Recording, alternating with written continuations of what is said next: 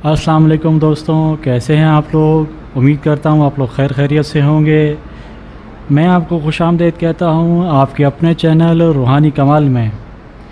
सबसे पहले friends viewers, मेरी आपसे गुजारिश है कि अगर आप हमारे चैनल पर नए हैं तो हमारे चैनल को सब्सक्राइब करें। सब्सक्राइब के बटन के साथ बेल आइकन का बटन ज़रूर दबाएं ताकि हमारी नई आने वाली वीडियोस आप तक बआसानी पहुंच सकें। और साथ साथ वीडियोस को लाइक करें, शेयर करें, कमेंट्स बॉक्स में कमेंट ज़रूर करें ताकि आपके दिए हुए कमेंट्स को देखकर हम अब बेहतर से बेहतर वीडियो आप तक पहुंचा सकें। क्योंकि व्यूवर्स बहुत अहम होते हैं, इसलिए व्यूवर्स की राय हमारे लिए बहुत अहम होती है। दोस्तों, आज का हमारा टॉपिक है ज़ियारत हज़रत खिज़र अलैहिस्सलाम। सुल्तान महमूद गज़नवी का दरबार लगा हुआ था।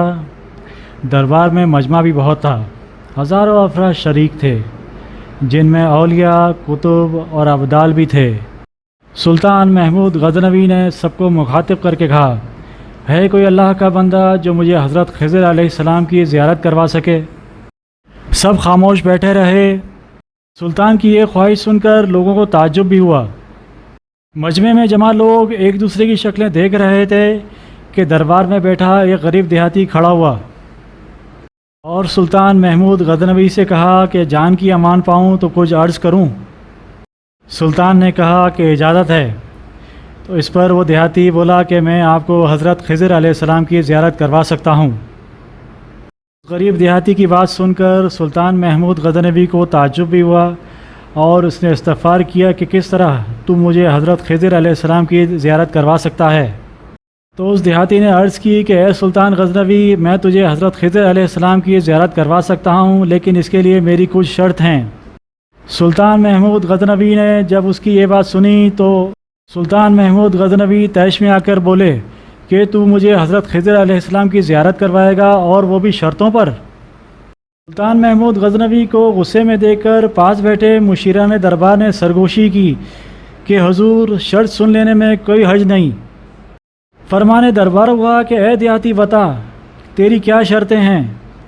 तो उस देहाती ने अर्ज़ की कि हुजूर, मुझे 6 माह के लिए दरिया के किनारे चिल्ला काटना पड़ेगा, लेकिन मसला यह है कि मैं इंतहाई गरीब आदमी हूँ और अगर मैं 6 महीने के लिए चिल्ला काटूँगा तो मेरे पीछे मेरा घर चलाने वाला कोई ना होगा। तो इसलिए अगर आप चाहते हैं कि आपको हज़रत खिज़र अलैहिस्सलाम की ज़ियारत हो तो आपको मेरे घर का ख़र्चा उठाना पड़ेगा। सुल्तान महमूद गज़नवी ने शर्त मंजूर करते हुए इस देहाती पर नज़र करम की और देहाती को चिल्ला काटने के लिए भेज दिया गया और पीछे इसके घर का ख़र्चा बादशाह के ज़िम्मे हो गया। घंटे गुज़रे, दिन गुज़रे, हफ्ते गुज़रे और आखिरकार 6 महीने का अरसा गुज़रने के बाद सुल्तान महमूद गज़नवी ने उस गरीब देहाती को तलब किया। दरबार में जब सुल्तान महमूद गज़नवी ने दरियाफ़्त किया कि मुझे अब खिज़र अलैहिस्सलाम की ज़ियारत करवा कि मैंने तुझे तेरे कहने के मुताबिक 6 माह चिल्ले पे भेजा था, तो वो गरीब देहाती सुल्तान महमूद गज़नवी से अर्ज़ करने लगा कि हुजूर, कुछ वज़ाइफ़ और इमलियात उलट हो गए हैं कि जिसकी वजह से मुझे 6 माह का चिल्ला और काटना पड़ेगा। सुल्तान महमूद गज़नवी ने जब उस गरीब देहाती की ये बात सुनी तो सोच में पड़ गया और कुछ देर के बाद सुल्तान महमूद गज़नवी ने दरियाल दिली दिखाते हुए उसे 6 माह का मज़ीद टाइम दिया और वो देहाती फिर चल पड़ा चिल्ला काटने के लिए।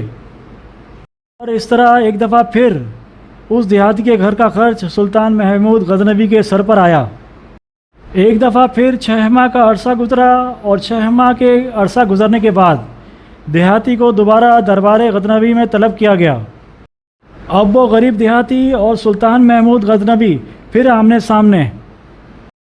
बादशाह वक्त ने देहाती से कहा, अब तो पूरा साल हो गया है, अब तो मुझे ज़ियारत खिज़र अलैहिस्सलाम करवा। सुल्तान महमूद गज़नवी का जाहो जलाल देखकर देहाती कुछ डर गया और कुछ देर बाद संभल कर कहा, हुजूर, कहाँ मैं गरीब देहाती और कहाँ हज़रत खिज़र अलैहिस्सलाम, मैंने आपसे झूठ बोला था। असल में मेरे घर में फाके थे, खाना खाने को ना था, घर में तंगी थी, इसलिए ये सब करने को मजबूर हुआ। घर का खर्च भी पूरा नहीं हो रहा था, इसलिए मजबूरन मुझे आपसे झूठ बोलना पड़ा। सुल्तान महमूद गज़नवी को गरीब देहाती की ये बात सुनकर बहुत ताज्जुब भी हुआ और शदीद गुस्सा भी आया। اسی جہو جلال میں سلطان محمود غزنوی نے اپنے وزیروں اور مشیروں کو طلب کیا اور کہا کہ بتائیے اس دیہاتی کی کیا سزا ہونی چاہیے۔ دربار غزنوی میں ایک وزیر کھڑا ہوا اور عرض کی کہ حضور، اس دیہاتی نے آپ سے جھوٹ بولا ہے، اس لیے اس کی یہ سزا ہونی چاہیے کہ اس کا سر قلم کر دیا جائے۔ سلطان محمود غزنوی کے دربار میں ایک نورانی چہرے والے بزرگ تشریف فرما تھے۔ وہ بولے، اے بادشاہ وقت، اس وزیر نے بالکل ٹھیک کہا۔ سلطان محمود غزنوی نے ایک اور دوسرے وزیر سے پوچھا کہ بتاؤ اس دیہاتی کی کیا سزا ہونی چاہیے۔ وزیر نے عرض کی کہ حضور، انہوں نے بالکل صحیح ارشاد فرمایا کہ اس کا سر قلم کر دیا جائے، بلکہ اس کو خونخوار جانوروں کے آگے زندہ ڈال دیا جائے تاکہ یہ سسک سسک کر اور گڑگڑا گڑگڑا کر مرے، اور اسے مرنے میں کچھ وقت لگے اور موت کی اذیت اس کو زیادہ سے زیادہ ہو۔ دربار میں بیٹھے وہ نورانی چہرے والے بزرگ آرام سے بیٹھے ان سب کی باتوں کو سن رہے تھے۔ انہوں نے کہا کہ اے بادشاہ وقت، یہ وزیر بھی بالکل ٹھیک کہہ رہا ہے۔ آخر میں سلطان محمود غزنوی نے اپنے بہت پر اعتماد اور مشیر خاص سے پوچھا کہ اے مشیر خاص، تم اس بارے میں کیا کہتے ہو؟ مشیر خاص کیونکہ نہایت عقل مند اور بہت ہی سلجھا ہوا آدمی تھا، عرض کی کہ حضور، یہ بھی اس خدا پاک پروردگار کی عظمت ہے کہ 1 سال تک آپ کی بادشاہی میں ایک غریب دیہاتی کا گھر چلتا رہا، بچے پلتے رہے۔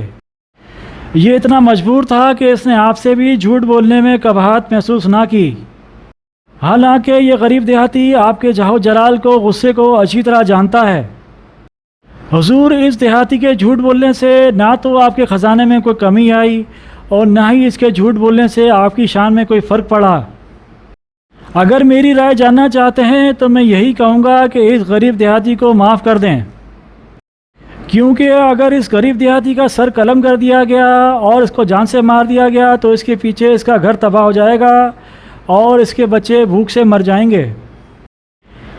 اس مشیر خاص کی بات سن کر وہ نورانی چہرے والے بزرگ اٹھے اور بولے، یہ مشیر خاص بالکل ٹھیک کہہ رہا ہے۔ سلطان محمود غزنوی نے جب ان بزرگ کی یہ بات سنی تو بہت حیران ہوئے اور ان کو اپنے پاس بلایا اور پوچھا کہ اے نورانی چہرے والے، تو ہر وزیر کی بات کو صحیح کیوں کہہ رہا ہے اور ہر وزیر کی بات کو درست کیوں بول رہا ہے؟ تو وہ نورانی چہرے والے بزرگ کہنے لگے کہ اے بادشاہ سلامت، پہلے نمبر پر جس وزیر نے کہا کہ اس دیہاتی کا گلا کاٹا جائے وہ وزیر ذات کا کسائی ہے، اور کسائی کا کام ہے گوشت کاٹنا، گلے کاٹنا۔ اس نے اپنا خاندانی رنگ دکھایا ہے۔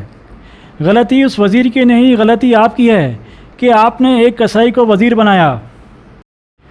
دوسرے نمبر پر جس وزیر نے کہا کہ اسے خونخوار جانوروں کے آگے ڈال دیا جائے، اس کے آباء و اجداد بادشاہوں کے جانوروں کو نہلاتے دھلاتے تھے، جانوروں سے شکار کھیلتے تھے، اس کا کام ہے جانوروں میں رہنا۔